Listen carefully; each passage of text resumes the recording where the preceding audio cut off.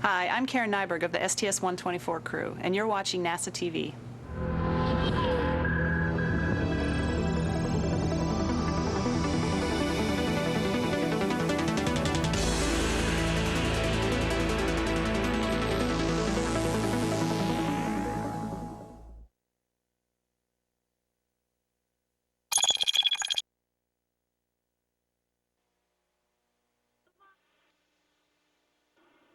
Good morning, Discovery, and a special good morning today for Garrett.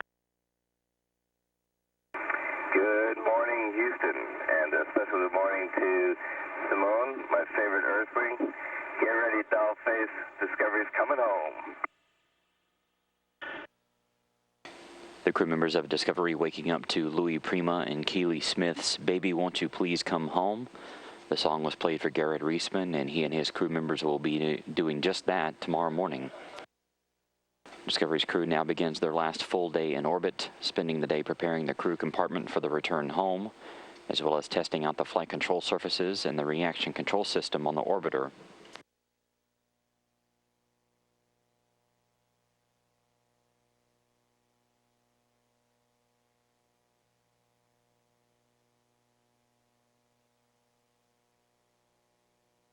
The first landing opportunity for Discovery tomorrow morning is at 10:15 a.m. Central Time. The deorbit burn would be started at 9:10 a.m. Central Time.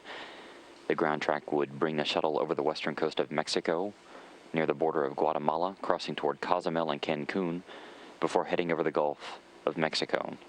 The shuttle would then cross the Florida coast near Naples, head toward Lakeland, for landing on runway 15 at the Kennedy Space Center.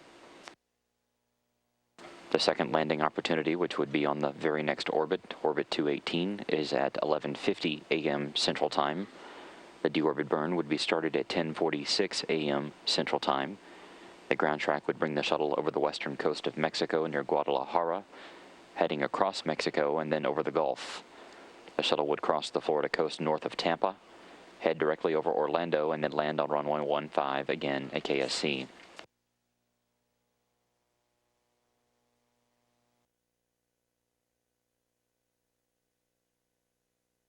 The entry team of flight controllers on console at this hour as they begin to work through procedures that will lead to the checkout of the flight control surfaces. You can see in this split screen view on the left side the body flap of the orbiter. Auxiliary Power Unit number 1 is the APU of choice today for the flight control surface checkout that will test and exercise the aileron, the elevons, the speed brake and rudder, all of the aero surfaces of the orbiter that will provide full controllability of the shuttle during its entry back into the Earth's atmosphere on Saturday. This is the routine preparatory activities that will be ongoing on the shuttle, as it is every day before landing, to set Discovery up for its landing opportunities to the Kennedy Space Center tomorrow.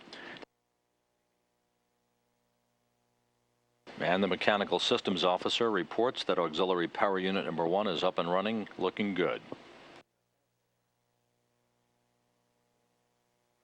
Clear view of the driving of the aero surfaces on the shuttle Discovery.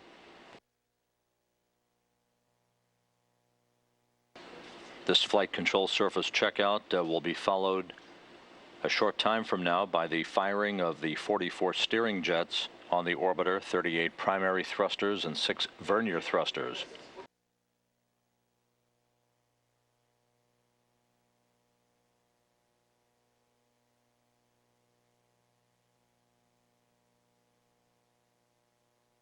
The crew now running through the steps of checking primary and secondary actuators according to the Guidance Navigation and Control Officer.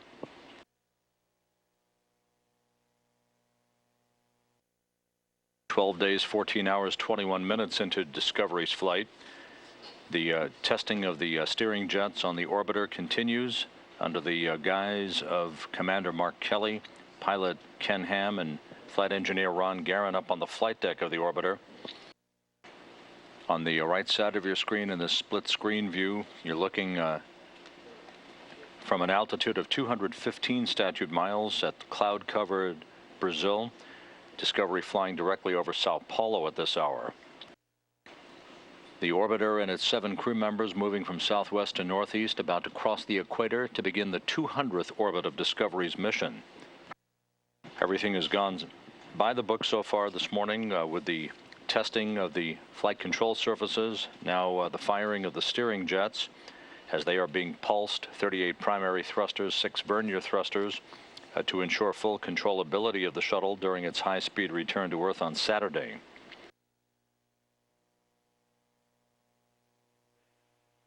Discovery Houston, nice work. FCS checkout and RCS hot fire both went very well. Hey, thanks.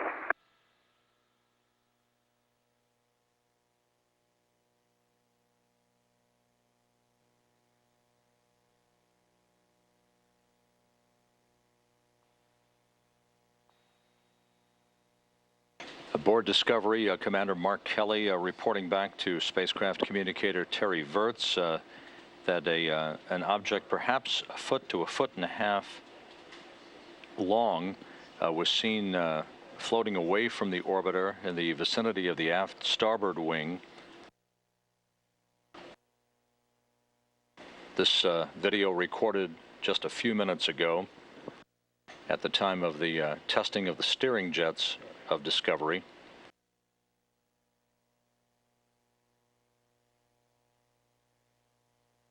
And sorry, that's it.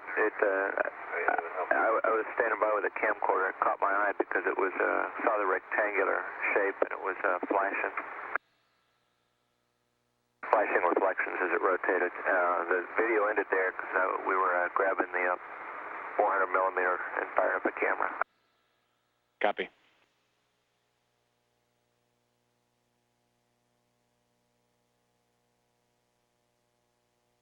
Video being downlinked by Discovery's astronauts of this object that was noted by Commander Mark Kelly shortly after the firing of the reaction control system steering jets. How much longer do you have KU for?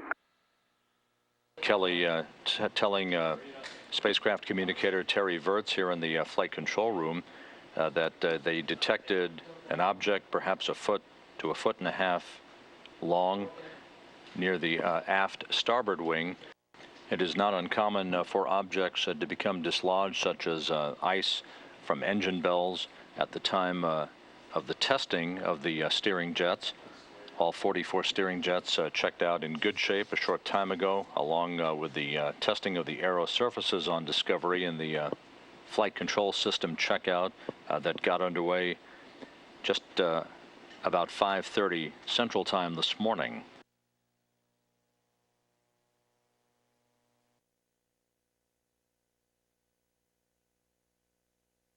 The imagery experts here in Mission Control and other systems and structures and mechanisms experts have concluded that we have no issue for the safe return of Discovery to the Kennedy Space Center tomorrow morning. Now, that small protrusion that was noted was an artifact of the way that the vertical tail fin was lit and the position it was in. At the time it was noted, it appeared to be what Mark Kelly, the commander of Discovery, called an unusual feature. Further analysis by the imagery experts here in Mission Control concluded that that protrusion is called a split-line barrier for the trailing edge and is of no concern. That is a normal configuration for the vertical tail fin.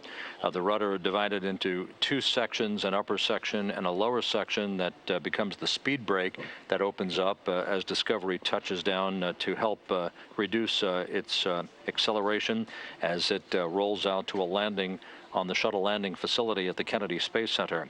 The object that floated behind the aft starboard wing that was noted by the crew following the firing of the reaction control system jets in the RCS, or reaction control system hot fire test earlier this morning, that was concluded to be one of 3 clips that reside at the back of the rudder. If you can imagine folding a piece of paper in half like a tent or a placard that would sit on top of a podium, that's what this clip looks like. Basically, it is used only for ascent heating to make sure that the speed brake is protected during ascent and heating loads that are imparted on the vertical tail fin of the orbiter and the rudder during the climb of a shuttle to orbit. It is not an issue for entry at all.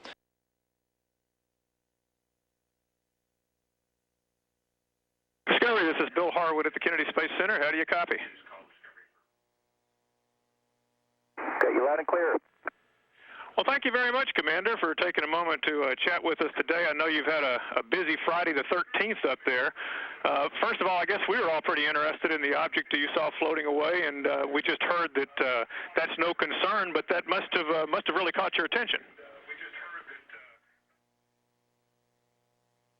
Well, Mike happened to be looking out the window while we were doing STS checkout to try to get some images of the aero surfaces moving, and saw what turned out to be a clip float away, and fortunately got a really good picture of it. Yeah, I saw a picture of that. It looked pretty interesting. And then, of course, you reported that protrusion on the rudder's free brake, but I guess they're saying that was absolutely nominal. Yeah, when you see the PowerPoint they showed us, it showed us what it does look like on the ground. You could tell that it is pretty normal, that it is. I mean, that's what we should see. With the lighting that we had up here, it did look a little bit of a concern, but we're no longer concerned about it after seeing the ground images.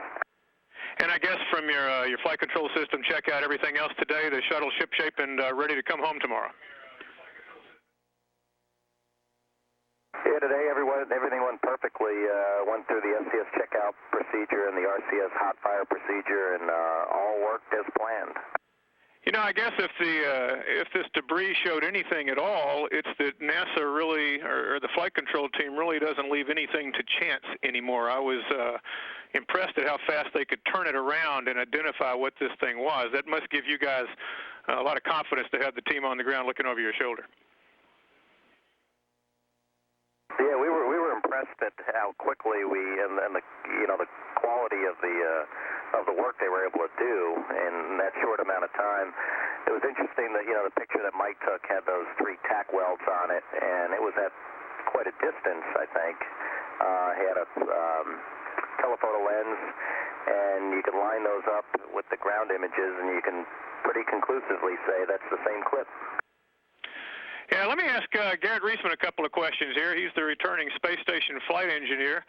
And Garrett, I got a big kick out of your wake-up comments this morning, and I think everyone knows that the number one item on your agenda is seeing your wife. But I was just wondering if there was anything else that you've had a moment to think about that you're looking forward to, whether it's food or any activities, or just what about getting back makes you excited?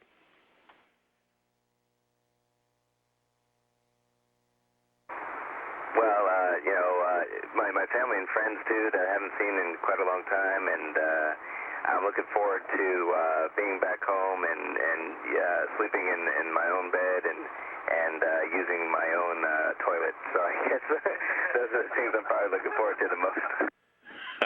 You said earlier that you can't just run out and eat a steak or something when you come back after 95 days in space. There's some readaptation involved. What kind of shape do you think you're in after all the exercise you guys do up there, and how tough do you think that readaptation is going to be? Well, I've been very diligent about keeping up with the exercise regimen, which we use as our primary countermeasure for keeping our bones and muscles healthy. Of course, the vestibular effects, the sense of balance and stuff, it's a little more difficult to predict how that's going to hit me. I am cautiously optimistic on the basis of anecdotal evidence because I'm short. So my sensory organs are a little closer to my center of gravity, and my heart has a little less distance to pump to my brain. I've been waiting my whole life, and I think finally this being short is going to come in handy for once. Yeah, I hope so for you. Well, you know what? You mentioned the toilet. I wasn't going to, but I actually have a question that I'm going to use that as my way to get into it. I've been struck by the fact that when 6 people get up there next year, redundancy is a real critical item on the space station, and the life support systems to support 6 people, that's a pretty complicated operation, and I think the toilet made a lot of people realize that in some areas anyway, the redundancy is a little bit thin. How confident are you that the station systems can support 6 people long term, especially when you think about the shuttle being retired here starting in 2010? Well, that toilet was kind of a single-point failure, even though in effect we have, as you know, we only have one on board the station right now, but in effect we have multiple because we have enough spare parts to completely rebuild it. So in effect we have redundancy even with one toilet. When we go to a 6-person crew, we will have 2. So we will have that redundancy plus spare parts. And I'm optimistic with that. Now also when we go to a 6-person crew, we already have a redundant oxygen generation system on board, and we'll have additional life support equipment. So we'll have additional redundancy, and I am optimistic that the station systems are definitely ready to support 6 people.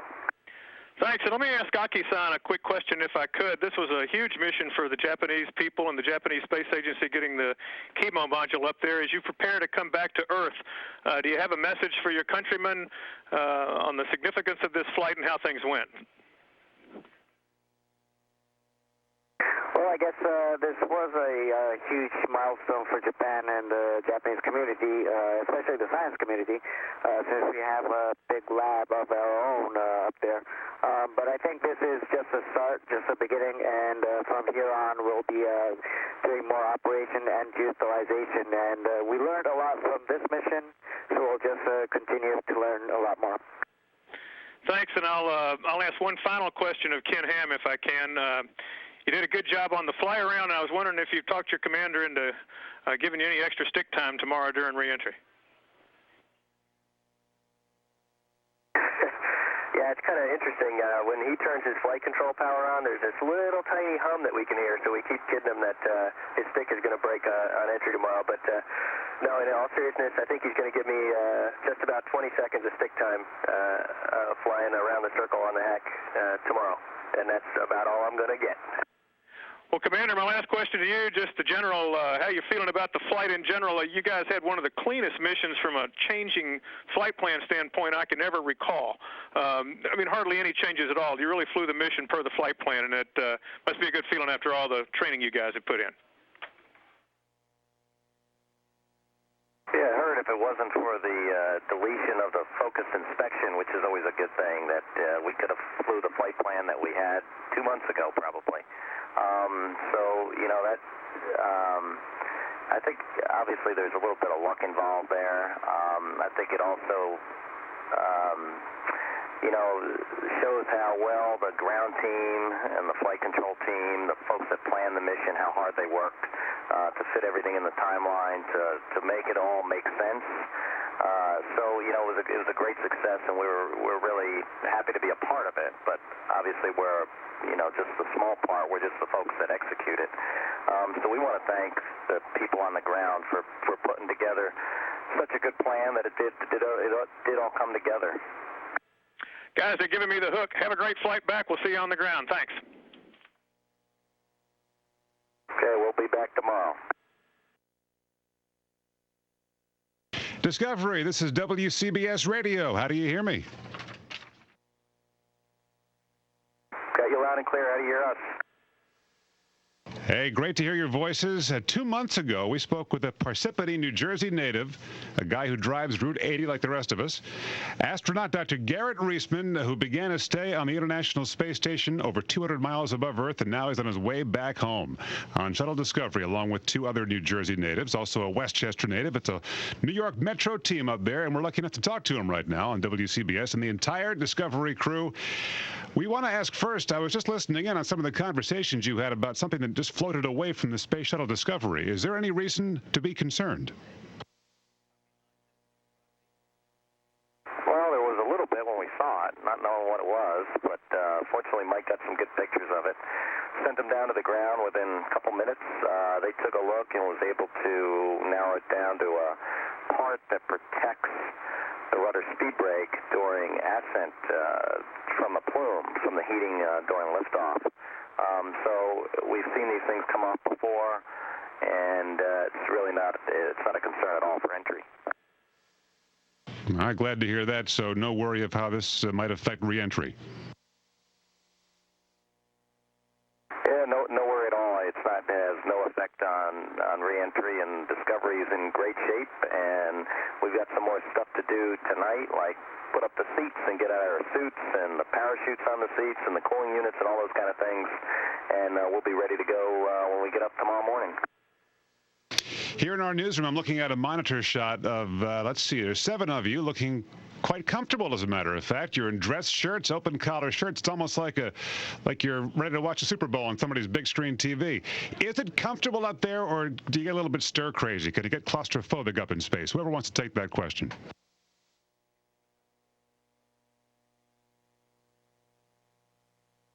Well, you can see this is a flight deck, and you got 7 of us up here right now, and my seat and Ken Ham's, the commander and pilot seat, are just right in front of us. So there isn't a lot of room, and I understand this is radio, so this, you could probably fit another 7 people up here. That would be it, and then it would be completely packed. The mid deck's probably a good, I don't know, maybe 4 or 5 times the size.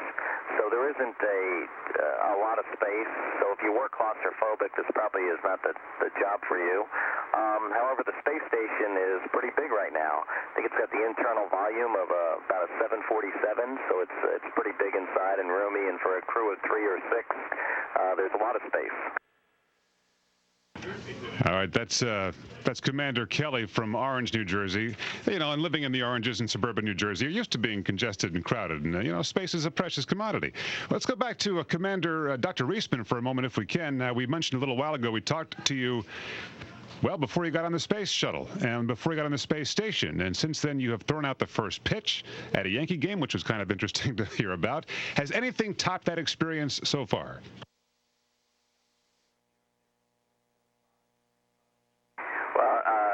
The first pitch was really exciting. That was really fun, and I got it. I did also get a chance to talk to John Sterling while I was up here and listen to some of the WCBS broadcast of Yankee games, and that was a lot of fun. But as far as sheer excitement, I got to tell you that the spacewalk I did was you can't beat that. Even John Sterling's calls don't get that exciting. I won't tell him you said that.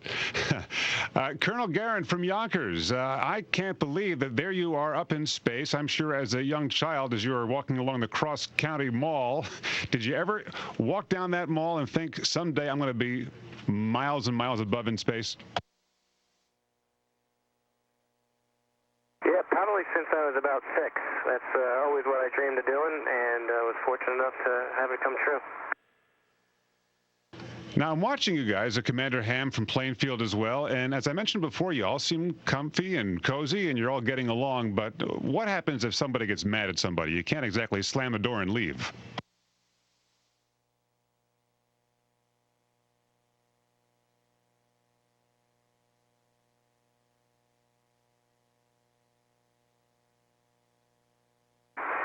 Well, like you said, there's not a lot of places to hide around here, but fortunately we have at least 3 or 4 big rolls of duct tape. So if somebody gets out of control, the rest of us will sit on them and duct tape them into a little ball, and that's your punishment. Very nice. I had somebody, a friend of mine in New Jersey, who is a huge space fan and likes to watch meteors. He wants to know, this is Meteor Wayne from High Bridge, New Jersey. Have you seen any meteors entering Earth's atmosphere while up in space? Can you see them while looking down? Yeah, sure. We actually see a lot. If you on any night pass, which is half the orbit, if you turn out the lights in the orbiter or turn out the lights in the module of the space station you're in, and you look down, is where you will see them. You won't see them looking up, only beneath you. And when you see a lot of them, it can get a little worrisome at times, because those things are flying right past you before they hit the atmosphere. He also wants to know, does the large amount of wasted light shining into space light up the nighttime atmosphere?